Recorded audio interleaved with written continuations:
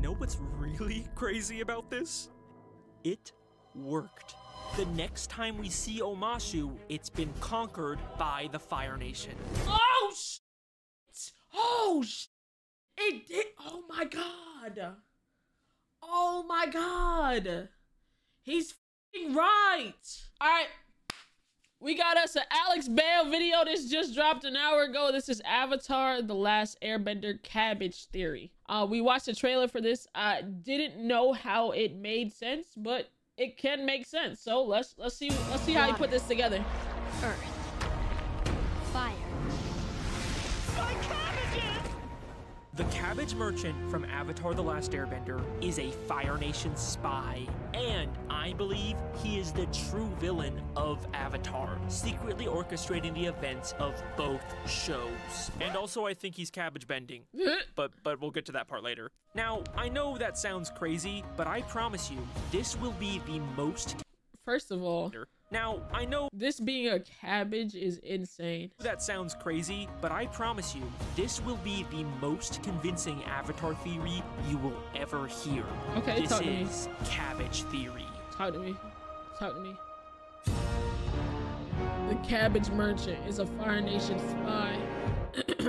So, Avatar: The Last Airbender. I'm guessing most people who clicked on this video have already seen it, but on the off chance you haven't, it's basically a show where some people can control one of the 4 elements. And the Avatar, the only person who can master all 4 elements, has to stop the Fire Nation from taking over the world. But why would I possibly think that a random Earth Kingdom cabbage merchant is actually a Fire Nation? You know what's so... Before we get into this, you know what's so OP?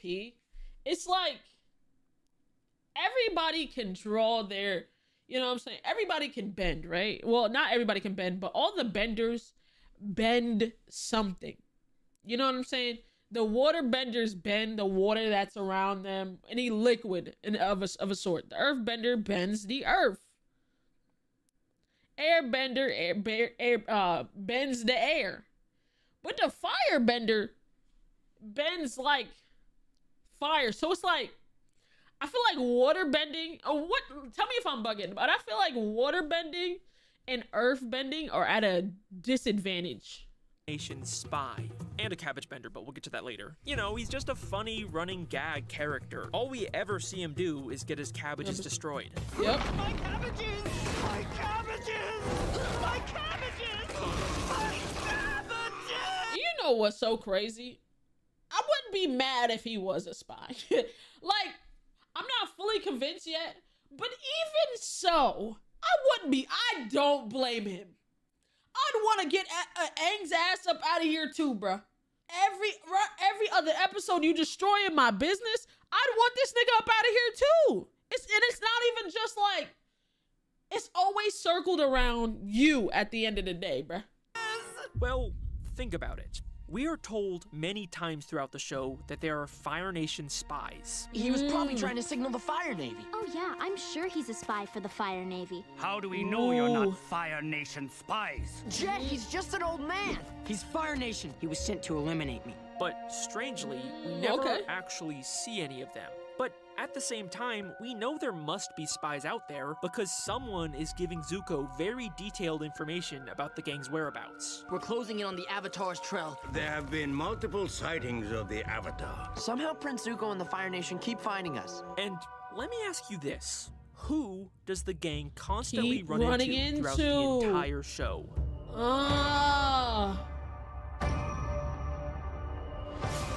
The Cabbage Merchant. Okay, I know, it still sounds like a stretch, but don't worry. We're just getting started. In Book 3, the gang goes to see a Fire Nation play all about their adventures. Okay. You guys are not gonna believe this. There's a play about us. I'm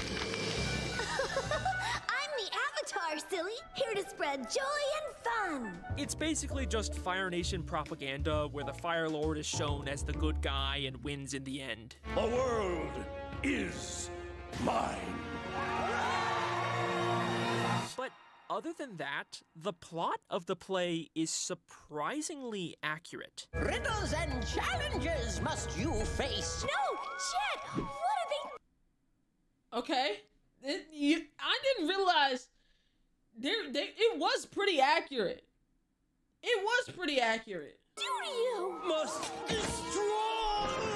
So where did they get All all of this this information information. about the gang? His sources include singing nomads, pirates, prisoners of war, and a surprisingly knowledgeable merchant of cabbage. Oh! Oh! Oh, wow. His sources included singing nomads, pirates, prison, and a merchant. Oh, wow. Nah, the lips on Aang are crazy. Nah, they drew him wicked. Singing nomads, pirates, prisoners of war, and a surprisingly knowledgeable merchant of cabbage. The surprisingly knowledgeable merchant of cabbage. Huh. Why did the Cabbage Merchant, an Earth Kingdom citizen, help them write Fire The Nation play. propaganda? Because he's actually a Fire Nation spy. Okay, wait. Maybe I'm just overthinking this. Maybe he didn't necessarily know he was helping the Fire Nation. For all we know, someone just asked him about the Avatar, and he was more than willing to complain about the guy who has destroyed his cabbages many times. You know, he might be a little petty, but there's no reason to think he's secretly trying to take down the Earth Kingdom. Right? Oh, he a sleeper agent. In Book 2, Alex, the Cabbage Merchant low-key. tries to take the ferry to Ba Sing Se, but he gets rejected by the ticket lady. I told you already. No vegetables on the ferry. One cabbage slug could destroy the entire ecosystem of Ba Sing Se. Security! Damn. My cabbages! She destroys his cabbages to avoid risking cabbage slugs from getting into the city. Now, this may seem like a bit of an overreaction, but Ba Sing Se is a closed-off, self-contained ecosystem. If the wrong pest got in, it could quickly spread and be devastating for the city's agriculture and economy. And you know what's crazy about all this? She was right. Wait, what?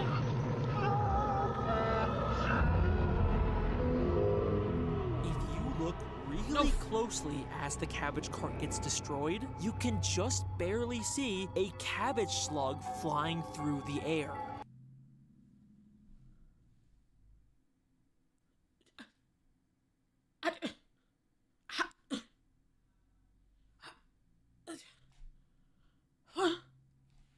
One cabbage slug could destroy the entire ecosystem of Ba Sing Se.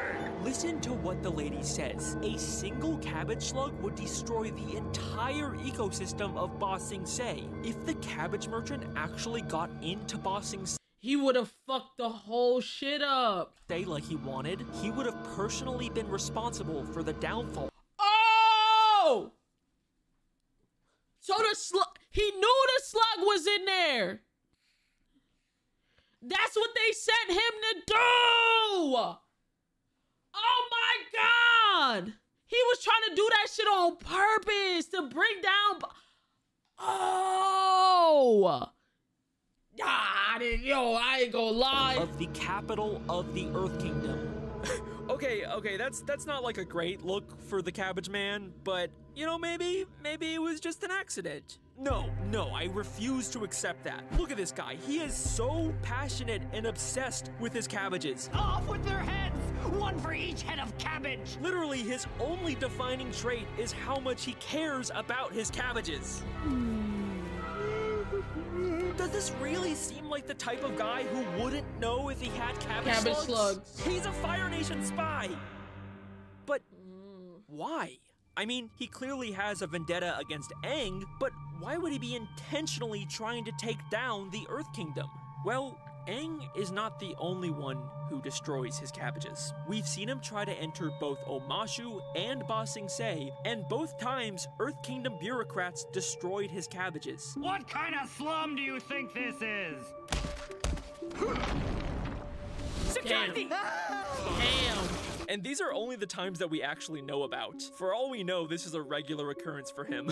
And then, he's forced to watch as they immediately let Aang, his mortal enemy, inside directly after him. My cabbages! Enjoy your mushroom. We will. Security! Damn, twice. It is my pleasure to help. All right, we scammed that lady good. He didn't even have a ticket to get into Ba Sing Se. What the hell? And when Aang does destroy his cabbages and he tries to get justice, You're gonna pay for this! Off with their heads! One for each head of cabbage! guess what the Earth Kingdom authorities do to Aang? What is your judgment, sire? Throw them. A feast. They throw him a feast. The cabbage merchant has just as much reason to hate the Earth Kingdom. And I think the years of abuse and special treatment for the Avatar radicalized him into becoming a Fire Nation spy, attempting to take down the Earth Kingdom from within using infested cabbages. And you know what? I don't even think this was his only attempt to do this. But see, here's the thing. I don't blame him. I can't. Look at how you treated the man. You expect him to respect what y'all had going on, but like, you was treating him like dog water. He was getting his shit fucked up by y'all. Then he was getting shit fucked up by the Avatar. And you not only is his home not showing him no love, they not showing no repercussions to destroying his shit. I mean, you know what I mean? You feel me? Hey, do you know 44% of y'all aren't subscribed? Go ahead and hit that button. And also go check out my gaming channel where I upload things like Spider-Man gameplay, Fortnite, Modern Warfare, older games, newer games, anything I can get my hands on, I'll play it. Go check it out. And yeah, enjoy the rest of the video, man. I told you already. No vegetables on the ferry. The ticket lady says, I told you already. I told you already. This is not the first time he's tried smuggling cabbage slugs into Ba Sing Se. And when he tried to enter Omashu, listen to why the guards rejected him. Rotten cabbages? What kind of slum do you think this is? Rotten cabbages. I think the cabbage man was once again trying to sneak in infested cabbages into Omashu. And you know what? I think this time he actually succeeded. Despite being rejected and having his cabbage cart completely destroyed, just a few minutes later we see him inside of the city with a whole new cart full of cabbages. My cabbages! My cabbages! Like what? Did he just find a spare cart full of cabbages somewhere? No. I actually think these are the same cabbages. We know from Return to Omashu that there is a secret sewer entrance into the city beneath the gate. A secret passage? Which is exactly where the merchant's cabbages were thrown. So I think the cabbage man went down there to retrieve his cabbages, discovered the secret entrance, and successfully brought the infested cabbages into the city to weaken it for the Fire Nation. And you know what's really crazy about this? It worked. The next time we see Omashu, it's been conquered by the Fire Nation. Oh shit! Oh shit! It did. Oh my god! Oh my god! He's fucking right! Yo, I ain't gonna lie. He's cooking. He's cooking, bro. He's fucking cooking, bro. Holy. The Earth Kingdom city of Oh no. They even make a point to tell us how surprising this is and how Omashu had never been conquered for the entire 100-Year War. I can't believe it. I know the war has spread far, but Omashu always seemed untouchable. Up until now it was. Damn. So why is it now suddenly so vulnerable? Because he got in. Because of the cabbage merchant. Oh my god. And this is also exactly what happened to Ba Sing Se. He was rejected entry, his cabbages got destroyed, but then later we see him inside of the city with cabbages. What, did he take the fucking serpent's pass? And then shortly after he arrives and starts selling his cabbages, the city gets conquered by the Fire Nation. Dude! I'm starting to notice maybe a little pattern here. You can't deny it anymore. There's too many connections. The cabbage merchant is working for the Fire Nation to help take down the Earth Kingdom and spy on the Avatar. And speaking of which, how exactly is the Cabbage Merchant spying on the gang? Like, obviously they've bumped into each other a couple times, but Zuko and the Ember Island players have a ton of information about the gang. Here's what you missed. Like, yeah, like all the, like, it's not even just a little bit of information. They had like the whole thing down packed up until they got into the Fire Nation for real. Went to the Fire Nation, and you got better, and I got a sword, and I think Combustion Man died. Like, way more than anyone should have. It almost feels like Especially there's something outside else the game. going on here. And if you don't believe me, I reached out to a certified Avatar expert to see if there was any more examples of the Fire Nation knowing things they shouldn't. Right, so like in Book 3, when everyone thinks Aang is dead, how does Zuko's assassin Combustion Man keep finding them? It couldn't have just been dumb luck 3 times in 8 episodes that he was just around, right? Seems unlikely. And how'd they know to put Toph in a wooden cell anyway? I'm gonna turn you in and collect a reward. Then you metal bend yourself out of jail. Hey, what kind of... Right. How did they know that Toph was a earthbend? How did they know that Toph could fucking metal bend? Cause she literally learned that. She learned that. She was the first one. Nobody was doing that before. What cell is this? A wooden one. If you think about it, no one in the Fire Nation should know that metal bending exists. Toph only created it a few weeks ago, and the only people that have seen it are from the Earth Kingdom and the Fire Nation troops aboard that ship who were probably just horribly killed by the serpent. And Toph never uses metal bending in her scams in that episode, only earth bending. So why in the world would the Fire Nation town guards... They even had a metal one and knew not to use it. Oh my god. Yo, this is getting crazy. Hey. Hold on! think they use a wooden cell when they're not even aware that metal bending is a thing. Thank you, Mr. Overanalyzing Avatar. So, how could the Fire Nation possibly know all of this? Especially the stuff in Book 3 when the Cabbage Merchant isn't even around. It's almost like the Fire Nation has another way to spy on the gang. A way that still involves the Cabbage Merchant, even if he isn't nearby. Okay, here's where my theory goes into full-on tinfoil hat conspiracy mode, so just brace yourself. Okay. There's a really strange detail in the episode The Puppet Master, an episode that the Cabbage Merchant isn't even in. But still, I honestly think it's one of the strangest things in the entire show. In this episode, the gang goes to a Fire Nation market, and Katara buys a cabbage. Except, there's something very weird about this cabbage. It clearly has fucking face on it. A very creepy looking face on it. So he really might be cabbage bending. That's why he said he thinks he's a cabbage bender. Wait! Like, huh?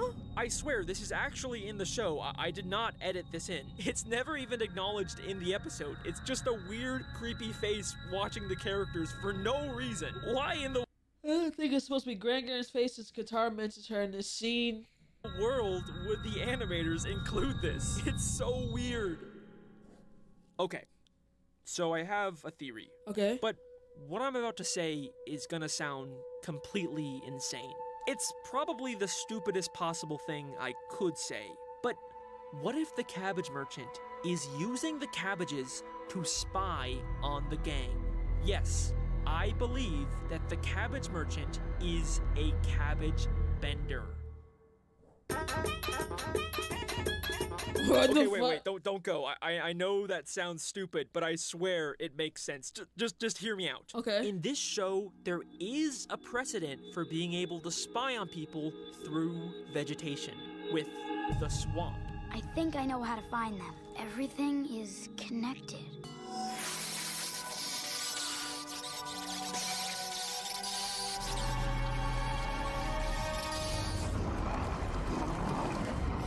Come on, we gotta hurry. And it isn't even just like an avatar power either. Toph can use the swamp vines to literally see the entire world. I'm more connected to the world than you've ever been. I can see Sue and Lin, Zaofu and Republic City. And she was a earthbender originally. She was an earthbender originally. She was from the Earth Kingdom. And He's not, yo, it's so insane to think about, but when you get this information, it's not that far off. It's really not. Like, he really is cooking right now. I'm a little nervous. I don't know what cooked here. I don't know what is cooking, but it's being cooked. And it's not missing. Now, obviously, this cabbage is not part of the swamp. But a major theme of Avatar is how separation is just an illusion and everything is connected. I get how the tree is one big thing, but the whole world? Sure. You think you're any different from me, or your friends, or this tree? The greatest illusion of this world is the illusion of separation. Things you think are separate and different are actually one and the same. Even the separation of the 4 elements is an illusion. We're all connected. Everything is connected. So everything in this world, including the cabbage merchant and cabbages across the entire world, are connected. And I think the merchant is somehow tapping into this connection to spy on the gang. I think, like, technically you could do this with anything in Avatar. He's just, like, really honed his ability on cabbages. Maybe he's cabbage bending. Avatar, he's just, like, really maybe it's a form of water bending, since cabbages are 92% water. Or earth bending, because cabbages come from earth. Honed his ability on cabbages. He's cabbage bending, and I have evidence to prove it. This weird spiritual connection to cabbages explains why he's so obsessive and protective of them. Off with their heads! One for each head of cabbage! And it also explains why he's constantly feeling them for some reason. He is always feeling them. He's not just randomly caressing a cabbage, he's connecting with it through cabbage bending. And if you don't believe me, one time while he's feeling a cabbage, we can see him literally sense the gang coming.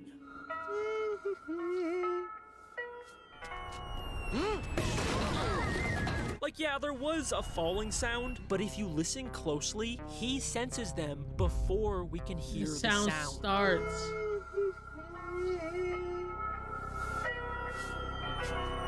Damn! He sensed them through the cabbage.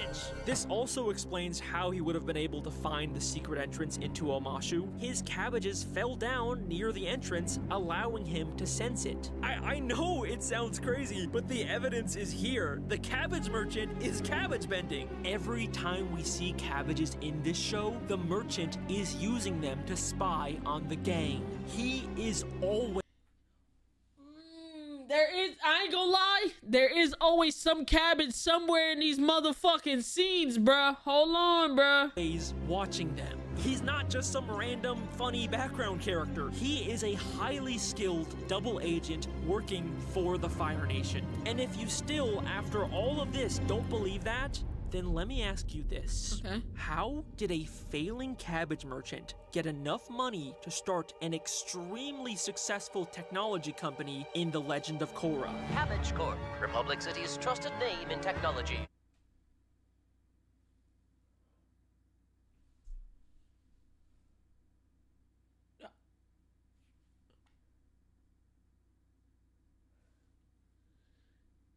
Company in the Legend of Korra. Cabbage Corp, Republic City's trusted name in technology for over 50 years. No!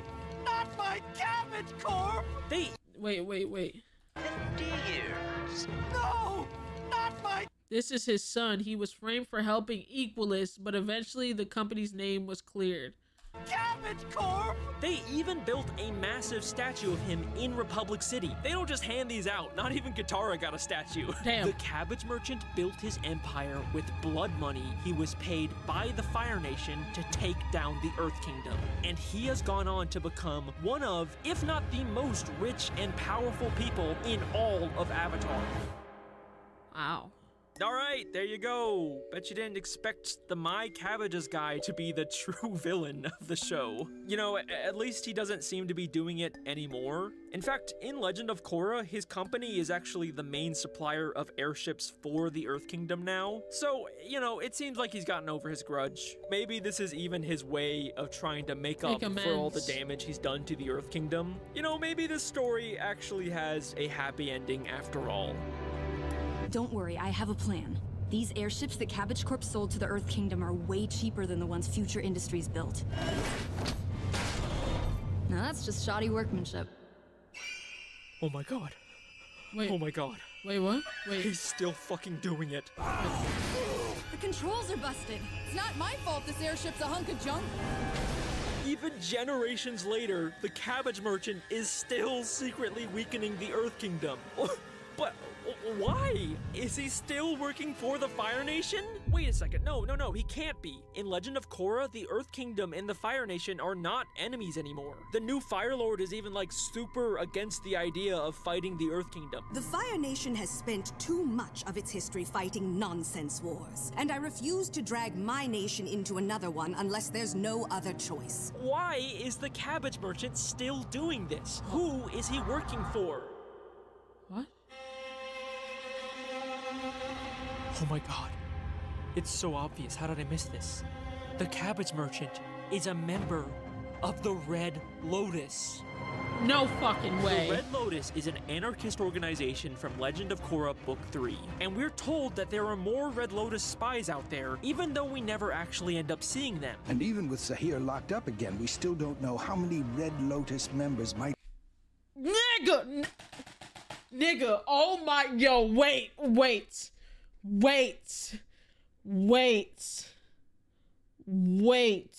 This is getting crazy now. This is getting crazy. Seeing them. And even with Zahir locked up again, we still don't know how many Red Lotus members might be out there, hiding. That kind of sounds familiar. They hate governments and secretly took down the Earth Kingdom from within.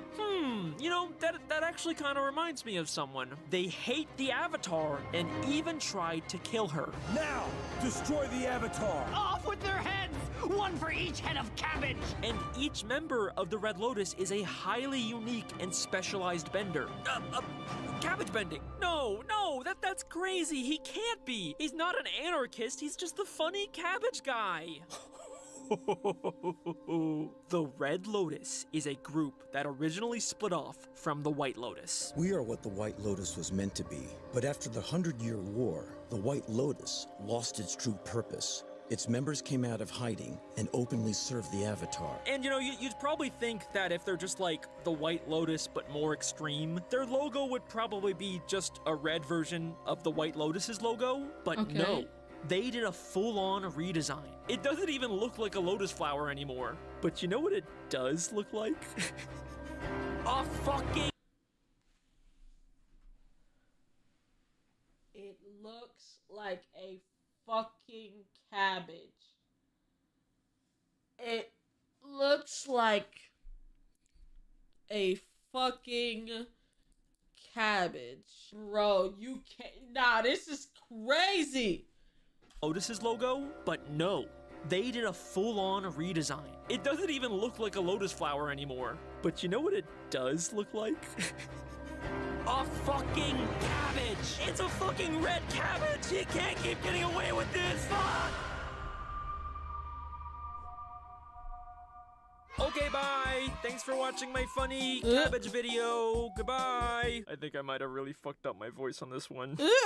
Yeah, that's my theory. Thanks again to Overanalyzing Avatar for helping out with this theory. That guy has like an encyclopedic knowledge of this show, so go check him out. A cabbage merchant in Avatar? What are you talking about? I know I'm not like the first person to ever Carbonation, it was just a coincidence. He always shows up with Avatar. Notice some of these details, but as far as I can tell, no one's actually connected all the dots like this before. I'm still working on that big ol' final SpongeBob bonus video that I keep talking about. I know you guys have been waiting a long time for it, but you know, it's just a very big project. Compilation of the old theories with new evidence plus 8 new mini theories. We gonna watch the new 8 mini theories. And I still gotta post smaller videos like this in the meantime. That video is gonna be over 4 hours long, and over an hour and a half of it is just new SpongeBob theory content. Oh my God. It'll be worth the wait, I promise, and it should be a nice send-off to the SpongeBob part of my channel. But if you want an early look at one of the new SpongeBob mini theories that's gonna be in the video, you can watch it on my Patreon right now for $5. And also you get some other cool stuff too, and you get to support a little guy like me. That's nice. All right, that's Cabbage Theory. Thank you for watching. I will see you next time. Oh, wait. I forgot one last thing. This mouse is also a Fire Nation spy. What the In fuck? book 1, there's a scene where Iroh is just like chilling in the Earth Kingdom, and then a random mouse comes up to him and straight up warns him about the Earth Kingdom soldiers coming. Who's there? You startled me, little one. But it was a very sweet nap. What the fuck?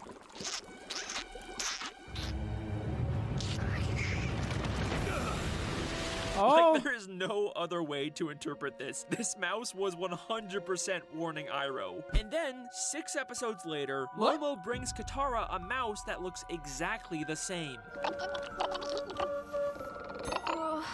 The mouse was spying on the gang. Ah! Momo just saved their lives. That was a fucking Fire Nation spy mouse. It makes a little bit of sense. What the fuck? Hey, man, shout out Alex Bale, man. Holy. Shout out to Alex Bale. Jeez, man, you sure do know how to put on a theory, my boy. W video. Momo knew. Hey, Momo was on point. Momo was on P's and Q's. Hey, W video, though. Shout out Alex Bale. A great fucking theory, man. I can't wait for the mini theories to come out.